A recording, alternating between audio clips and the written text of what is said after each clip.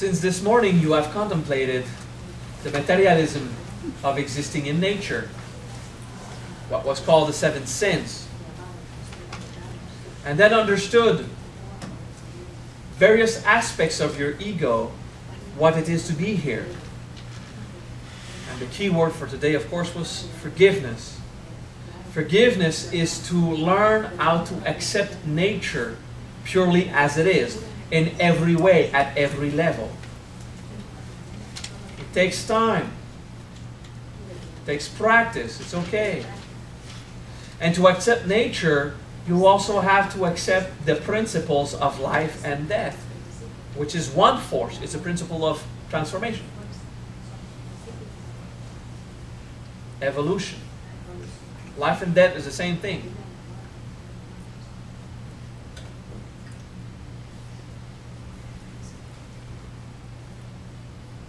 The meditation or the contemplation of the decaying corpse is an important aspect of this practice, because you're looking at stuff that we are built to avoid.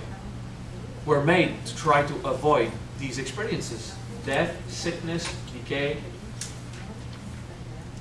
And we are learning the importance of accepting the whole of nature, all of it, life and death. And by accepting death, a part of our ego will accept to just let go. Instead of always be fighting, because we're so attached to our possession, relationships, identity, we keep fighting to acquire stuff and accumulate more and then attain objective, and drive by a force of yearning that will just hope everything will be fine and be certain in our dreams that our reality is the real one.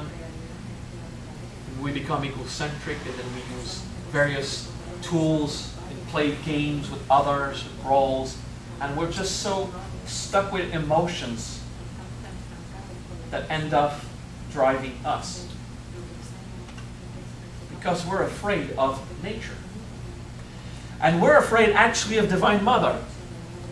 This disgusting experience, whatever you don't like to look in nature, I don't like this, I don't like to be sick. You know, and you have parts of you sometimes when you're sick, you've got pus and infection and whatever that just goes everywhere, and you feel something that you find disgusting in nature. And this experience of you that fights the rules of nature is what actually gives power to nature to affect you. This biological goo that comes from transformation of resources, let's call it death. When you are young, you're in fetal position. And as you are, I'm not going to actually do it, I want to stand up. Okay, but you know fetal position? Okay, so you're like this. And there's a line that we feel in our body more than the other, okay? That starts like at the top of our forehead, okay, where the various pressures are. Of course, there's the top of the head. But there's a line where the forehead is, all this area is a very wide line. It's not a specific tiny line like meridians or channels. It's an area around the hairline that goes down behind the ears and behind the shoulder, because our arms are like this, and it goes behind the shoulder and right here and touches the entire side of our body, and this entire side that goes up down to the part of the feet, and the entire feet are like this, and the feet pushes on the womb. Every part on that line on each side, when you want to comfort someone, you go and place your hand exactly there on the place where we find some kind of comfort. And on the right shoulder here, we'll have a feeling of, I'm supported, that there's someone with me, we're going to help you now. And it's if on the left side, it's more like the awareness of equity, you'll be cared for. Kabbalists will know it's as Gevura, you know, you're comforted here. It's the Gevura aspect, you know, feeling that you're supported in the will of God. Here's the equity, the feeling of being understood, yes, the Hesed part. And then you have the Hod and the Netzach about, you know, here is where when we touch you here, We have a more intimate feeling. You know, someone that would hold you by the tie, it's more intimate, more sensual, personal. And on the left one, more, that's really actually a part of creativity, of sexual energy and desire. That has not to do with copulation, but the feeling of producing new life. And goes down to the legs until it reaches the bottom part of us, which is Malkut, which is the incarnation in the world. So this part of us, all this system on the side, okay, is the mother channels. Okay, the Divine Mother channels are the area of Divine Mother inside us where the Divine Mother flows. Okay? Breathe. Which is actually, why is it in the body? Because in our human body, this is the part that was the most always in contact and held. And while we were in the darkness in the womb, and everything was cared for, this is how Divine Mother took care of us. The affection, the attention. Okay? So when you do observation, first of all, when you do supernatural abilities, when you want to affect the matrix, okay, you can't just be focused. You need also to put forces in motion in the outside pillars. We'll learn this another time. Okay? There's an experience of being cared for that is all around us, especially that channel. And there is your higher mind of Divine Mother. And on the side, going on the side of the inner shoulder that doesn't follow the arm. The arms are more like this. And it's mostly the sides and the legs. This area, I'd like you to contemplate it now. Okay?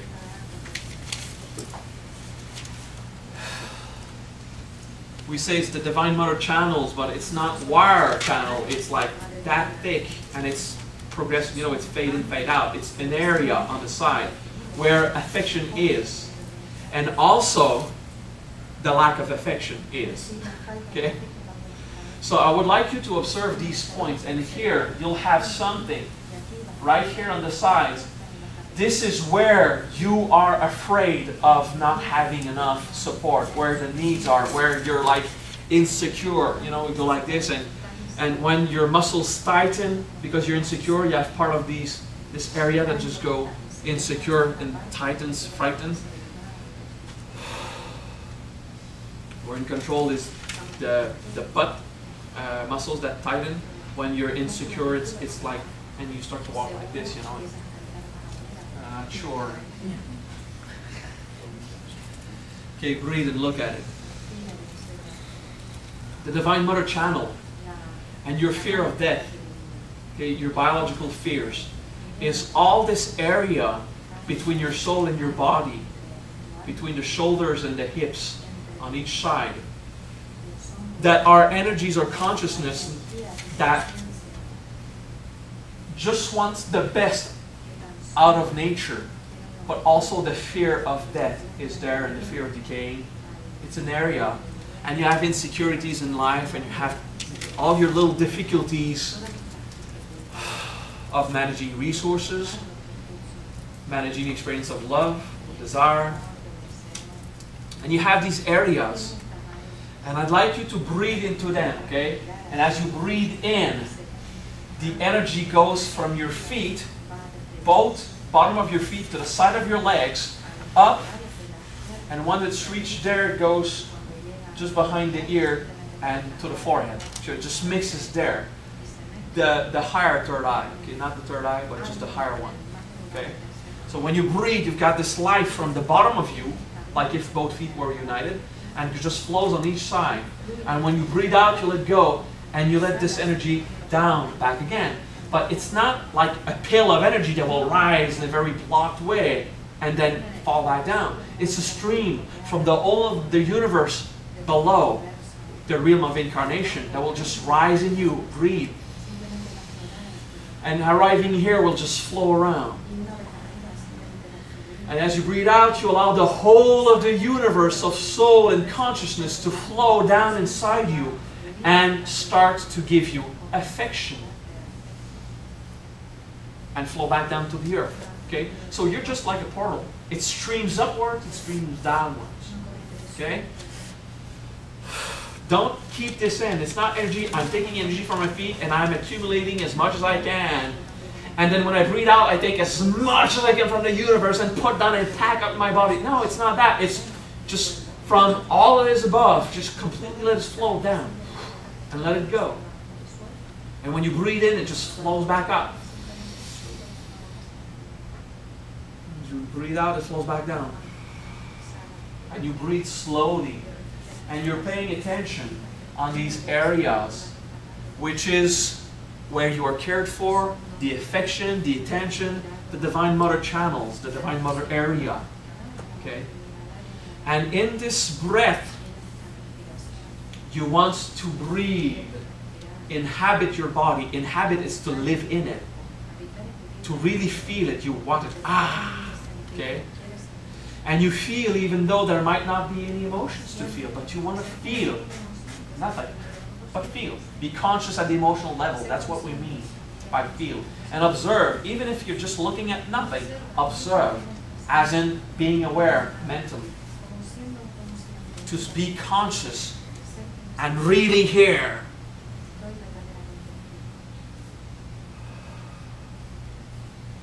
So as you breathe in and out, you've got these energies flowing upwards and downwards all around you and a bit inside your flesh. And it's not just the surface, it's a bit inside of your flesh too. It's all the inner area here. And in these channels, your arms will naturally fill up by chi. It's okay. Just care about the channels. But each time this energy goes, it'll go out your arms. Because your arms, your hands can manage the downward energy creation and the upward energy transformation. So you just allow it.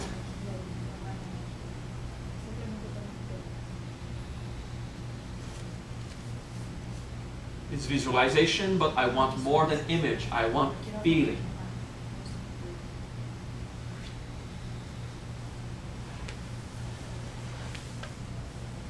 This part of you, these channels on each side of you, are taken with this fear of not having affection anymore, because Mother threw you out at one point of heavens, which is the placenta, the womb. And it is also the fear of going back there, of going back in nature. The fear of your body to become again the stuff with which Divine Mother will create. So we try to separate ourselves from God to avoid dying.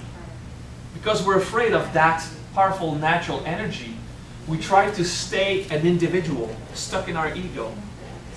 Because we're afraid of that death. Now I have a secret to tell you. It wasn't obvious, but you understood why arrogance and passion is the same thing in separation instead of oneness. Okay? Dying is affection. Allowing death is allowing to be intimate with Divine Mother. And these are not channels of death, they're channels of Divine Mother. It's all life, it's the entire cycle. It's the fact that this energy will flow up and down through you. And they will summon experiences inside where at one point you will have to let go of your human things, your life, your heart, that desires your life to be in a certain way. You just let go of all things. Allowing death is allowing life. Allowing life is allowing death. It's the same process. And accepting the wheel of life and death is accepting the phenomena of affection. These are the places when you were born from these minerals and proteins and particles and molecules inside the womb that caused your cells to be able to nourish and split and create an entire body. It is this experience of growing into a womb, because you all have mother. Anyone here is cyborg? No? Okay, so you all had a mother at one point. And you're all physically touched by this experience of fleshy, gooey stuff that it's what you are. And at the same time that you had this life creation process, you had the affection giving experience at the same time. So in our experience, it's the same. To grow in Divine Mother is living affection. It's not giving it, it's not receiving it, it is the phenomena of affection. It's there. It's not giving, taking. It's not receiving and offering. It's living affection. Without someone else giving it to you, without you giving it to someone else. It's affection as an experience without exterior object. Okay? So what you need, and you fight to get it outside, you can replenish inside. If you breathe affection, okay, it's more than affection, it's also tenderness and attention. Sexuality is the middle line, but everything else is about the outside. Of the cocooning, of being cared for. And the hand over the shoulders. Or a hug that you just want your sides to be covered. You understand this? The natural reflexes in our body, places we want to be fulfilled, is the missing of affection of mother. We were in a womb, calf were outside. We need to count on the outside now to live. And everything is projection. Everything is to fight. And when we fight in nature, maybe not in our society, it's not obvious, but in nature, to fight to get resources outside, most of the time means killing something. You know, to take the fruits out of a plant means it's going to die, going to eat it. And for, you know, predators, more like actually killing a prey. Okay? So this phenomena of life and death is everywhere in nature. It's just recycling various resources. Okay? And this is so abstract, but all of this is an experience of affection from Divine Mother. And that's not obvious to grasp, okay? But it is to satisfy yourself of being made of flesh and being at peace with this mechanics. And you start to feel, and your needs are answered from inside, from Divine Mother. From simply reconciling with the process of life and death. You can accept this emotional need that you have, always projecting outside. I want this, I don't want it, I desire it, I don't desire it, and all your phenomena of preferences and mental filtering of what is what you want and what is what you don't want, according to what you like or not. All of this is drama and bullshit. What you want and what you don't want, you ignore the experience of needs from the eyes of God. You have them at the level of a human. It's all social conditioning and extremely limited experiences. So, death is not affection. The cycle of life and death is affection. Okay? And it is through this affection, usually projected outside, that we will get to generate new life. It's a preparation. It's establishing a womb for a relationship to happen. Okay? So we have needs inside that we constantly feel unsatisfied because we're so afraid of death. We're afraid of this moment that is too late. We have been born. We were taken out of the womb by force, by nature, expulsed into life.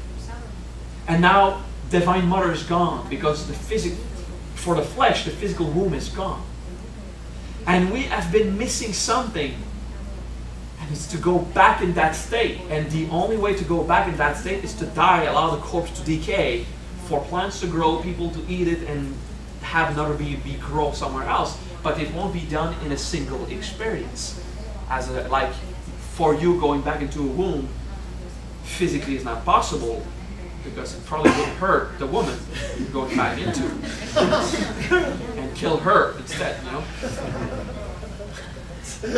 But going back in the womb as an experience is something you can contemplate. If you feel your mother channels on each side with yourself. Not with energy, not with consciousness. Well, consciousness, yes, with yourself, the soul, self. So breathe love. Imagine every cell of your body is a red, juicy, loving heart. Close your eyes and breathe. and feel love. There's love for no reason. Love, love, love. And you think it, you feel it, there is love. There is love. And you breathe in, and this powerful love comes from nature on each side of your Divine Mother channels and back into heavens. And there is love as you breathe out. Divine Mother flows through your mother channels, goes back into nature, and there is love. And you are in the center of this all. You are in the middle of that. You are a divine act of God in your body. You are white light, self-contained and pure, a soul in a body. And you are in the arms of Divine Mother. She never left. She never went away. And every cell of your body is red, gushing with juice and light. Hearts, red hearts. And there is love. And you just contemplate love. There is love. And you breathe in and out.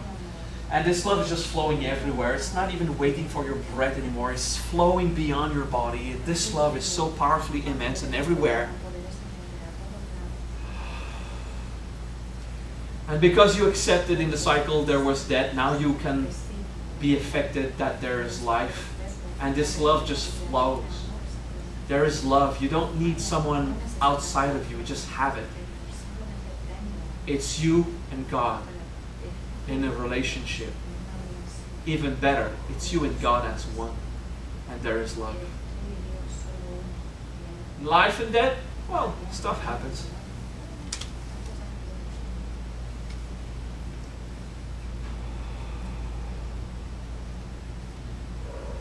Breathe, inhabit, feel, and observe love.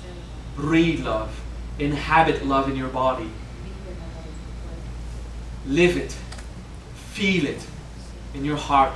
Observe it. Your mind is filled with the experience of simple, gentle love. And you are cared for by Divine Mother.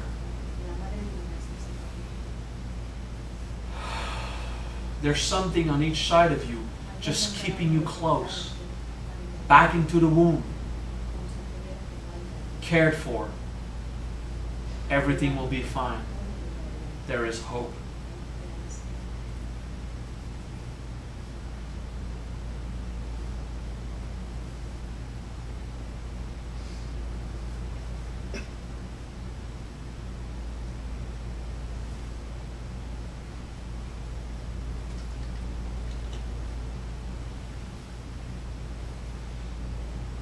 Now pay attention to the Divine Lord channel inside you.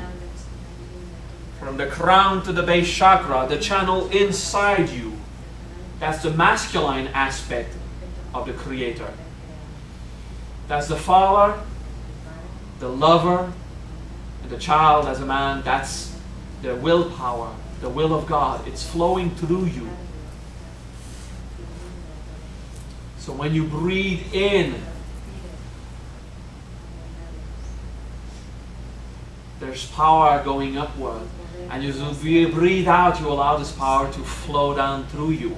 But when it gets to your base chakra, it just flows into your legs and to the feet. But don't force it. That visualization is not important.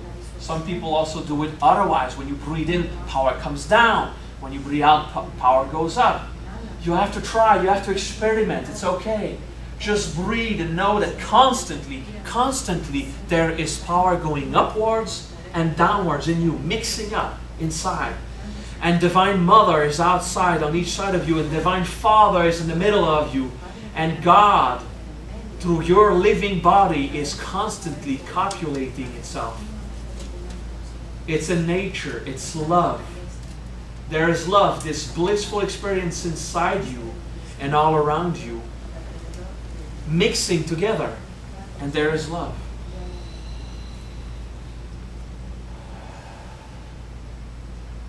As you breathe in, this power just rises, and as you breathe out, it just falls back down. Let's switch it. As you breathe in, it falls to you, you feel yourself down. And as you breathe out, you let it back up in the heavens. And you play with that. It's not really waiting for your breath. The breath is just a way to motivate it. In the breath, there's something happening. In the breath, there's something more happening. In the breath, your soul is making love with your body. Breathe.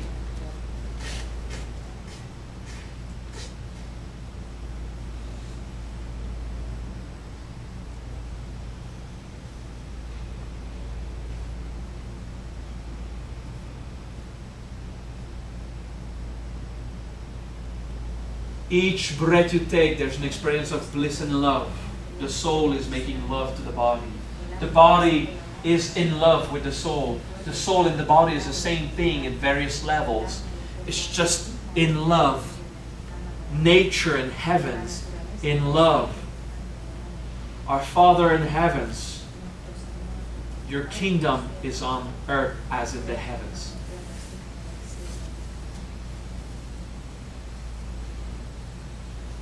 The will of God in nature, the will of God in heavens is love. And it's just flowing inside you, and you have this experience in your body. The whole of the universe has this experience, and you, localized as a single human, you have it. All around you, Divine Mother, touching all your sides, all inside you, Divine Lord. Tat pranamami sadashivalingam. And all around you, Vishwashakti Havaham, and all inside you, Tat pranamami sadashivalingam.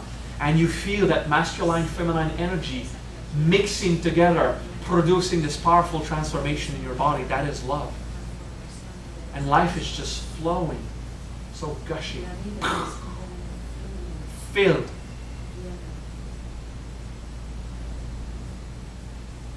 Breathe and relax. Know that your body is your soul. When we say Madehane Meyat Mahom, the mantra that you might learn without applying. I am not the body, I am the soul. Actually, what it means, I am not body, I am soul. What it means is this thing is also my soul, but it's the flesh part of it, as opposed to the other intangible thing, which is my soul, the thinking part of it. I'm not made of flesh. I'm not made of separation of nature. I'm made of soul. I'm made of self. Madehane. I am not shape and form and body. Me atma om. I am self. Regardless at which level.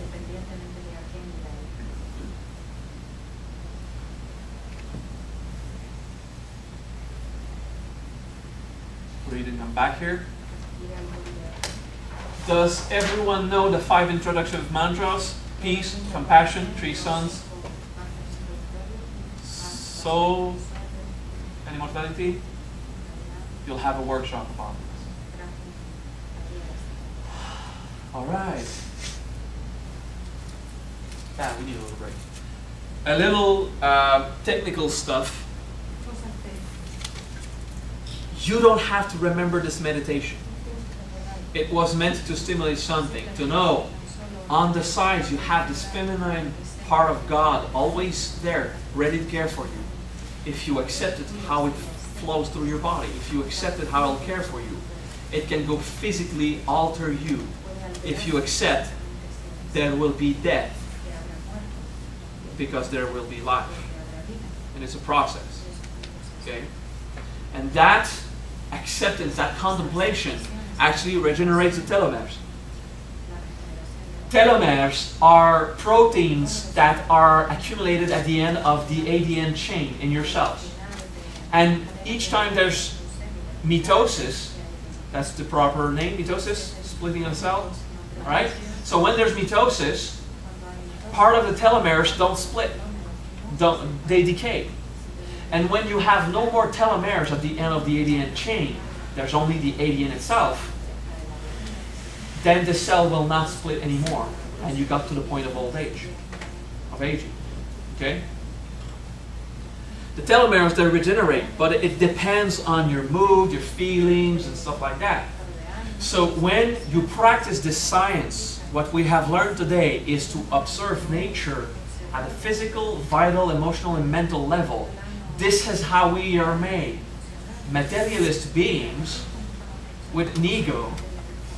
And that is the science of immortality, of the Taoists. That's what I've been teaching you today. Forgiveness is understanding death. That is forgiveness. Okay? The end of things. And inside you, the understanding, yes. It's so cool because she keeps turning your phone off and it keeps ringing. Although it was turned off. Now the vibrator just got on. It just pops back on. It's so cool. Anyway, it's life. Hallelujah. So, if you contemplate all this wisdom we've talked about today, there's a lot of stuff, but it's all about the forgiveness and the acceptance of the work of God, how you have been created, and how your flesh, your life force, your willpower, your emotions, and your mind is made. And by freeing yourself of the idea that you're a bad person, that you're just like you're meant, and go into that fear of dying, and then life is possible again. And as you accept this, that your telomeres start to regenerate, and you extend your lifespan many years. And the guys that teach me this, you don't have to believe it, he was 450 years old. But of course, I have no tangible proof. Just forget it. It probably is a lie to inspire you anyway. Manipulation, Yeah, in India and in China, there's an awful lot of demonstration of people who live 250, 300 years. They got registers in the government about this. There's this guy, I forgot his name, Yu Liangchu, I think. Was born in 1677, and he started to go hunt to gather herbs for a Chinese shop of medicinal herbs, and eventually just opened his own shop, and he had his own business. And when he had worked enough in his life, he just gave his business to others, and he started to work for the government. He was 100 years old. And he received a prize after 50 years of good service to the government at the age of 150. He received a prize to say thank you, because what his job was to go in the government, in the bureaucratic departments of the Chinese Empire of that time, in the 1700s, to teach people how to think and how to manage the stress of war and business and all the new developments in the world that were happening. And he also received a prize for another 50 years of service at the age of 200, and another one at the age of 250. And he died in 1933 at the age of 256 years old. And his name is everywhere because he was working for the government, and he also has official registries of his 23 wives and his 108 kids. So his presence is like everywhere. There's no way they could take him out. So it's there. And this guy was 256 years old, and it's just last century. Okay? And there's stuff like this, like Largeur, that wrote a book at the age of 255. He decided to write a book. He was the archivist, the director of archives of China a bit before Christ. It was a while ago, of course. But he was working for the government, so his name is everywhere, and everyone knew him as the immortal master, the great master. So Laoja decided to just leave. So no one ever saw him die. He just left at the age of, I think it's 250 or 255, is it? You forgot? Okay. So he just went away, and he gave his teaching to a soldier at a gate when he crossed into India. Okay. So there's an awful lot of these miracle principles, like Buddha Boy, who lives without eating or drinking. Okay, you can just do Buddha Boy on YouTube and you'll have it. And Prahlad Jan, which is a guy who has not eaten since the age of 10. He just got tired of eating and drinking, so he stopped. And because he has this relationship with Shiva and Divine Mother, he does a Shiva meditation and has Divine Mother process, and his life just continues. He's like 70-something years old or 80 years old. Anyway. 35 great scientists gathered around the world to to study him for 21 days in a closed environment to see if you could actually live without eating and drinking. And you got 35 astonished summit in their field about this guy who just contemplates God. Okay, so you got stuff like this. There's tons of proof, but if you're a non-believer, you're just not gonna believe it. So forget it. It's okay. I'm not gonna even try to prove it to you. And if you're open to it, get the information yourself. It exists. If you're a believer, it's as good as if you are skeptical. If you're a believer, it means you're ready to believe anything, and it's not being objective. Get your own information. Just don't start believing anything, everything everyone talks, especially me. You can't trust me, remember. Okay? So there's an awful lot of supernatural stuff that is more and more documented that is accessible live online. Okay? And there's my website, secretsofimmortality.net, that you might want to consult. Right? We have been talking about natural processes, which is also the ego, the keys of immortality, and principles of superhuman existence is all about understanding what we're doing here as an ego. Okay? The avatar process is something I taught in another seminar, which will give you the good point of view, will get you in the good state of being to live forever and die forever and accept to be whatever, how it was. Imagine some guy who wants to live forever but doesn't want to leave his wife. He's going to react to the death of his wife. Death has power over him. He dies. Someone who wants to live forever has to be able to let everything die constantly and allow everything to live again constantly. And then he can go on forever because he masters death. Okay? So that's a nice parenthesis on regeneration of your body. Tomorrow we learn other techniques to strip out the power of death in your body